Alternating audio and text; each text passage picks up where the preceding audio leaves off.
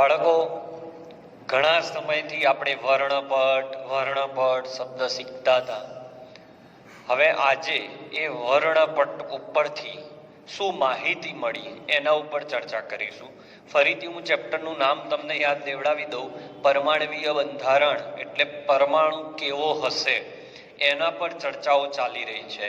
તો સૌથી પહેલો પરમાણુ વિશેનો પ્રયત્ન કર્યો હતો ડાલ્ટને, પણ એને કહ્યું કે અવિભાજ્ય છે. પછી થોમ્સન આવ્યો, એને કીધું પરમાણુ ગોળ છે. એ પરમાણુની વીજ તટસ્થતા સમજાવી શકે છે, પણ તેનો વીજભાર દરેક જગ્યાએ એનું દળ દરેક જગ્યાએ ફેલાયેલું છે એ વાત ખોટી પડી.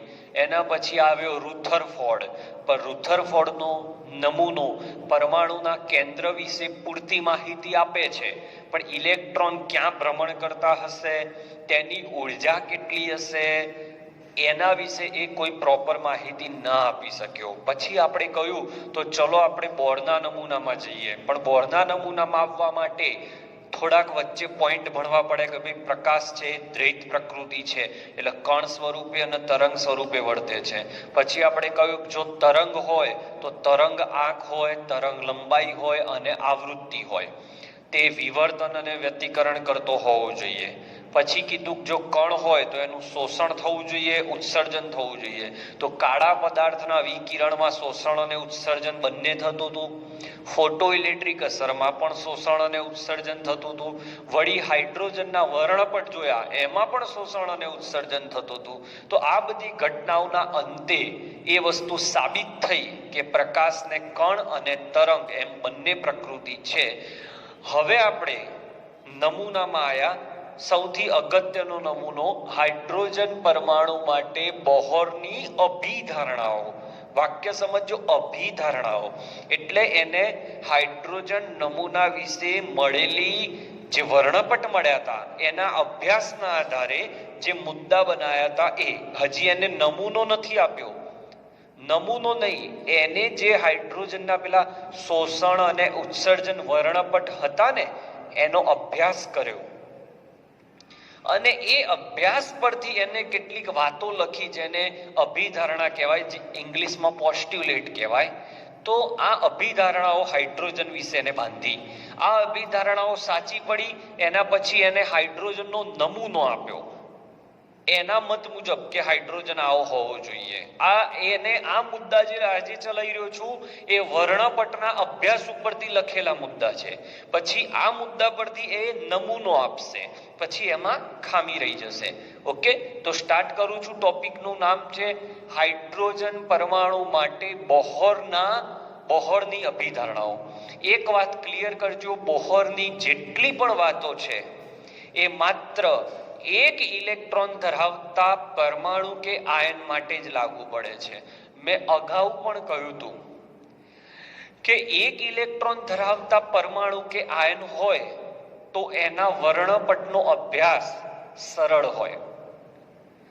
એટલે બોહરના નમૂનાની જેટલી વાતો છે એ બધી એક ઇલેક્ટ્રોન ધરાવતા નમૂનાઓ માટે છે. તો 1913માં એને વર્ણપટનો અભ્યાસ કર્યો, એના આધારે એને મળેલી માહિતી એને લખી. તો પહેલો મુદ્દો એના મત મુજબ કે ઇલેક્ટ્રોન ક્યાં ફરતો હશે, બહુ જાણીતો મુદ્દો છે. તો એને પહેલા જ ઇલેક્ટ્રોન પર વાત કરી, એટલે બોરના નમૂનાને આપણે ઇલેક્ટ્રોનીય નમૂનો પણ કહી શકીએ.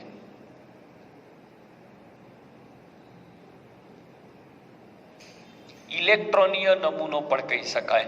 તો હાઇડ્રોજન પરમાણુમાં ઇલેક્ટ્રોન ક્યાં ફરતા હશે, તો હાઇડ્રોજન પરમાણુમાં ઇલેક્ટ્રોન કેન્દ્રની આસપાસ, આ પરમાણુનું કેન્દ્ર છે અને આ ઇલેક્ટ્રોન છે, કેન્દ્રની આસપાસ ચોક્કસ વર્તુળાકાર માર્ગે ભ્રમણ કરતા હશે. એટલે ચોક્કસ વર્તુળાકાર માર્ગે એટલે ત્રિજ્યાએ. ઓકે, આ ત્રિજ્યા ધરાવતા વર્તુળને કક્ષા કહીએ છીએ. હવે આ ઇલેક્ટ્રોન જ્યારે આ કક્ષામાં ગતિ કરે છે ત્યારે આ ઇલેક્ટ્રોનની ગતિ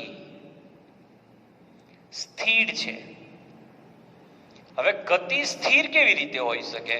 આનો કહેવાનો મતલબ છે કે અહીંયા જો 2 કિલોમીટર પ્રતિ કલાકની ઝડપે ઇલેક્ટ્રોન ગતિ કરતો હશે તો એ ગતિ બદલાશે નહીં આ ગતિ વધે નહીં આ ગતિ ઘટે. આવું કોનું કહેવું છે? બોર. ઇલેક્ટ્રોન એ પરમાણુ કેન્દ્રની આસપાસ ચોક્કસ વર્તુળાકાર માર્ગે ગતિ કરે છે જેને કક્ષા કહે છે. આ કક્ષામાં ઇલેક્ટ્રોન ની ગતિ સ્થિર હોય છે. એનો મતલબ એ થયો કે આ કક્ષામાં ઇલેક્ટ્રોનની ઉર્જા પણ અચળ હશે, નહીં વધતી હોય નહીં ઘટતી હોય. તો આવી સ્થિર ગતિવાળી કક્ષાનું એમને નામ આપ્યું સ્થિર કક્ષા. ઇલેક્ટ્રોન પરમાણુ કેન્દ્રની આસપાસ ચોક્કસ વર્તુળાકાર માર્ગે ગતિ કરે છે અને આ ગતિ સ્થિર છે એટલે ઉર્જાનું શોષણ કે ઉત્સર્જન કરે નહીં ત્યાં સુધી એની ગતિ સ્થિર હોય છે. એટલે ઉર્જા આ કક્ષામાં અચળ હોય છે. ક્લિયર? તો મુદ્દા નંબર 1 પૂરો. હવે ધારી લો કે આ ઇલેક્ટ્રોન ઉપર સૂર્યપ્રકાશ પડ્યો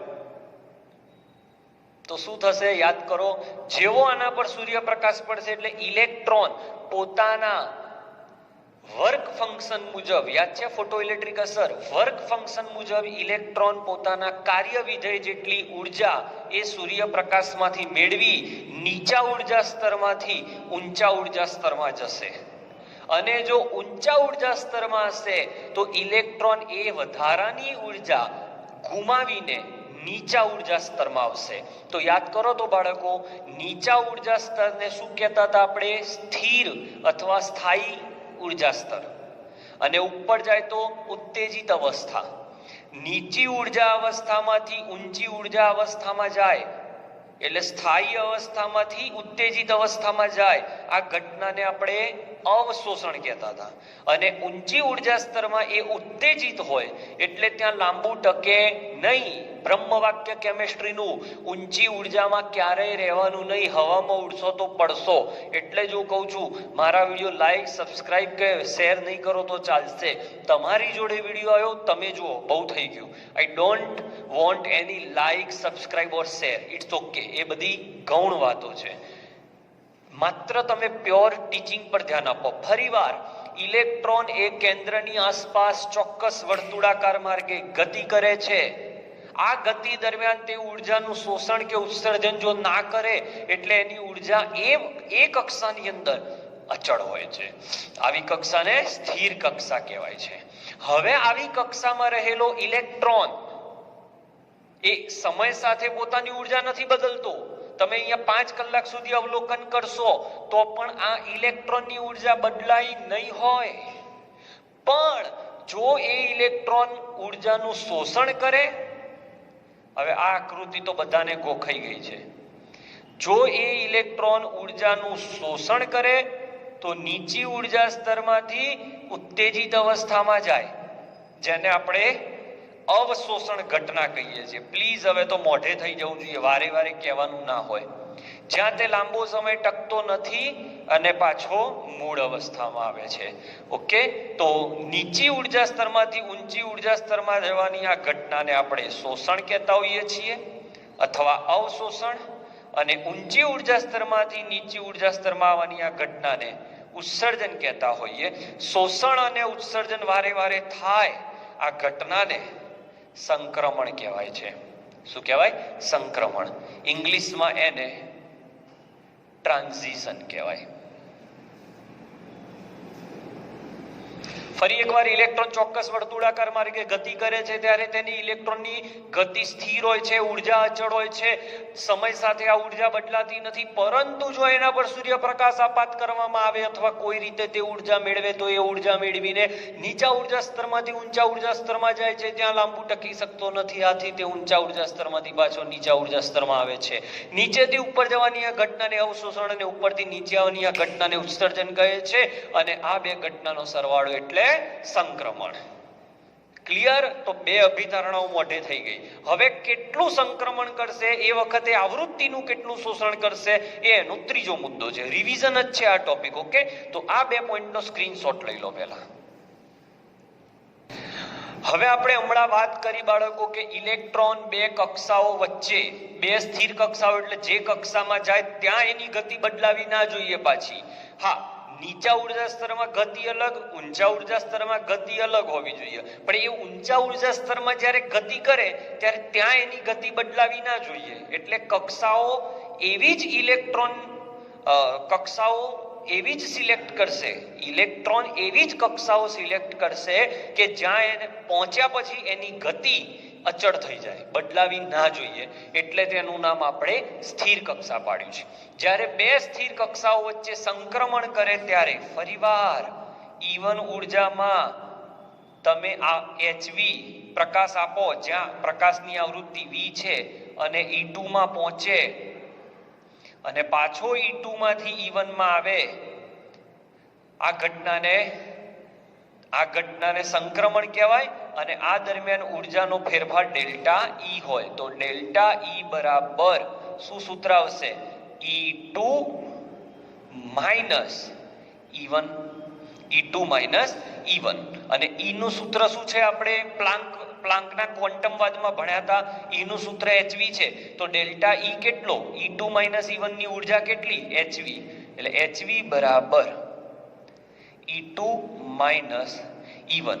હવે મારે આવૃત્તિ શોધવી હોય તો આવૃત્તિના સૂત્રનો કરતા બનાવું તો આવૃત્તિ બરાબર E2 માઇનસ E1 ભાગ્યા h. તો આપાત કરેલા પ્રકાશની આવૃત્તિ આટલી હોય, જ્યાં h બરાબર પ્લાન્ક અચળાંક, E1 બરાબર નીચી ઉર્જા અવસ્થા ની ઉર્જા, E2 બરાબર ઊંચી ઉર્જા અવસ્થાની ઉર્જા. અને V ને કહેવાય છે બોહરે સમજાયો આ મુદ્દો, એટલે આ આવૃત્તિને બોહર આવૃત્તિ કહેવાય છે. બાળકો, આટલા મુદ્દાના પછી તમને એટલો તો ખ્યાલ આવી જ જવો જોઈએ કે નીચી ઉર્જા એટલે ધરા અવસ્થા, ભૂમિ અવસ્થા, જ્યાં પરમાણુ સ્થાયિત્વ પ્રાપ્ત કરે, અને ઇલેક્ટ્રોન જ્યારે ઉર્જા મેળવીને ઉપર જાય ત્યારે તે અસ્થાયી બની જાય, ઉત્તેજિત થઈ જાય, ત્યારે તે પાછો નીચે આવે ત્યારે એને મેળવેલી ઉર્જા પાછી આપે. તો એને મેળવેલી ઉર્જા ગણવી હોય, ધારો કે અહીંયા 5 જૂલ છે અને ઉપર 10 જૂલ છે, તો મેળવેલી કે ગુમાવેલી ઉર્જા કેટલી? તો 10 માઇનસ 5. અને એની આવૃત્તિ કેટલી? તો આવૃત્તિનું સૂત્ર છે ડેલ્ટા E બરાબર hv.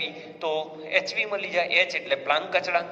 પ્લાન્ક અચળાંકનું મૂલ્ય ફરીવાર લખી આપું, 6.626 ગુણ્યા 10 ની minus 34 joule into second. Clear? તો આ બોહરની અભિધારણાનો મુદ્દા નંબર 3.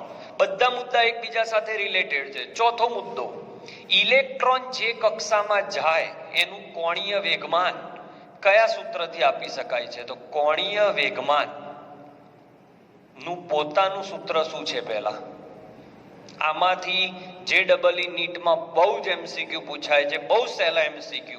કોણીય વેગમાન બરાબર mvr. આ ફિઝિક્સનું સૂત્ર છે. વેગમાન બે પ્રકારના હોય, રેખીય અને કોણીય. તો આપણે કેમ કોણીય વેગમાનની વાત કરી? તો રેખીય વેગમાનમાં શું હોય? ઇલેક્ટ્રોન સીધી રેખામાં ગતિ કરતો હોત તો રેખીય વેગમાન આવે.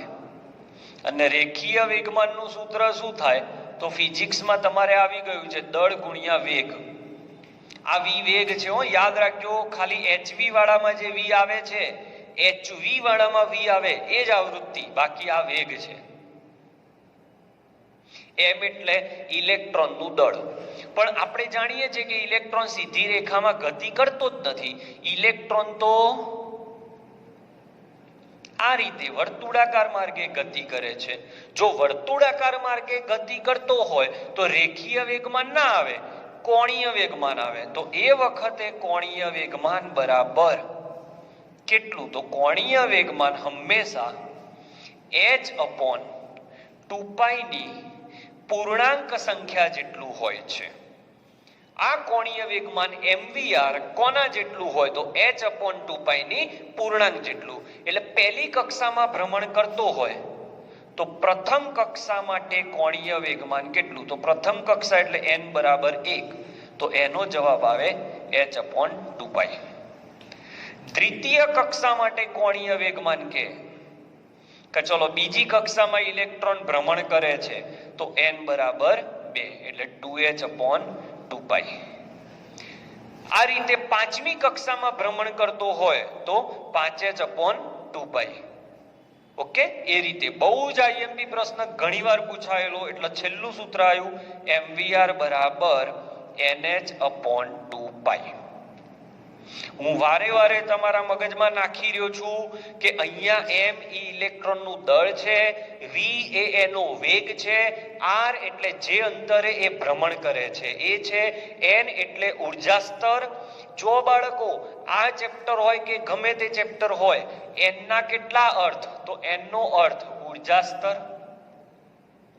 n નો અર્થ કક્ષા, n નો અર્થ આ ચેપ્ટરમાં છેલ્લે આવશે મુખ્ય ક્વોન્ટમ આંક.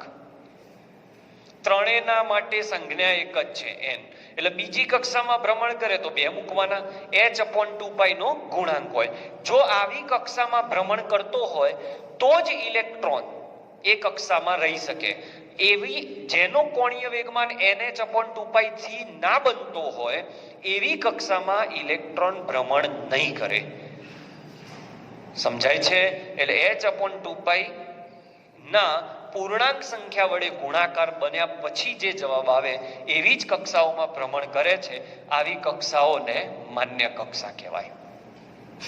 તો વિચારો બાળકો, રુધરફોર્ડ જે વસ્તુ નતો કરી શક્યો એ બધી જ વાત બોહરે ઇલેક્ટ્રોન માટે કરી. મુદ્દા નંબર 1 થી 4 સતત હું બોલી જઉં છું, ફરીથી સાંભળી લો. ઇલેક્ટ્રોન પરમાણુ કેન્દ્રની આસપાસ ચોક્કસ વર્તુળાકાર માર્ગે ગતિ કરે છે જ્યાં તેની ગતિ સ્થિર હોય છે. બીજો મુદ્દો, ઇલેક્ટ્રોન ઉર્જા મેળવીને અવશોષણ કરે છે. ઉપર પહોંચ્યા પછી તે ઉત્તેજિત હોય છે, આથી ત્યાંથી તે પાછો આવે છે જેને ઉત્સર્જન કહે છે. તો અવશોષણ અને ઉત્સર્જનની ઘટના ભેગી થાય તો સંક્રમણ કહે છે. આ સંક્રમણ બે સ્થિર કક્ષાઓ વચ્ચે થાય, વચ્ચે ક્યાંય ન થાય. નીચા ઉર્જા સ્તરમાંથી ઊંચા ઉર્જા સ્તરમાં જવાની આ ઘટનાને સંક્રમણ કહે છે. નીચેથી ઉપર, ઉપરથી નીચે. બીજી ભાષામાં, જૂની ચોપડીમાં હતું, બીજી ભાષામાં આ જે કૂદકો મારે છે, નીચેથી ઉપર અને ઉપરથી નીચે થાય છે, એ સંક્રમણને, એને આપણે તો સંક્રમણ કહ્યું, પણ એનો બીજો શબ્દ પણ છે ક્વોન્ટમ કૂદકો. અને ક્વોન્ટમ એટલે શું? ચોક્કસ ઉર્જા ધરાવવાનો, ચોક્કસ ઉર્જાનો જથ્થો. એટલે ચોક્કસ ઉર્જાનો જથ્થો મેળવીને જ તે કૂદકો મારી શકે, જેને ક્વોન્ટમ કૂદકો કહેવાય. પછી આપણે જોયું કે ઉર્જાનો તફાવત કઈ રીતે આપી શકાય, તો E2 - E1 જે hv જેટલો હોય, જ્યાંથી આવૃત્તિ મળી. અને આ પોઈન્ટ, કોઈ પણ nમી કક્ષામાં ઇલેક્ટ્રોન ભ્રમણ કરતો હોય તો એનું કોણીય વેગમાન mvr બરાબર h/2π ની પૂર્ણાંક સંખ્યા, જ્યાં n એટલે કક્ષાનો ક્રમ, ઉર્જાનો સ્તર અથવા મુખ્ય ક્વોન્ટમ આંક. ઓકે, તો આ વિડીયો મિનિમમ 2 વાર જોજો. આ વિડીયો આપણે જે ભણાયો એ બોહરની અભિધારણાઓ છે. હવે બોહર આટલા મુદ્દાના અંતે હાઇડ્રોજનનો નમૂનો આપશે. બોહરના મગજ મુજબ નમૂનો કેવો હશે એની ચર્ચા આપણે આવતા લેક્ચરમાં કરવાના છીએ. સ્ક્રીનશોટ લઈ લો.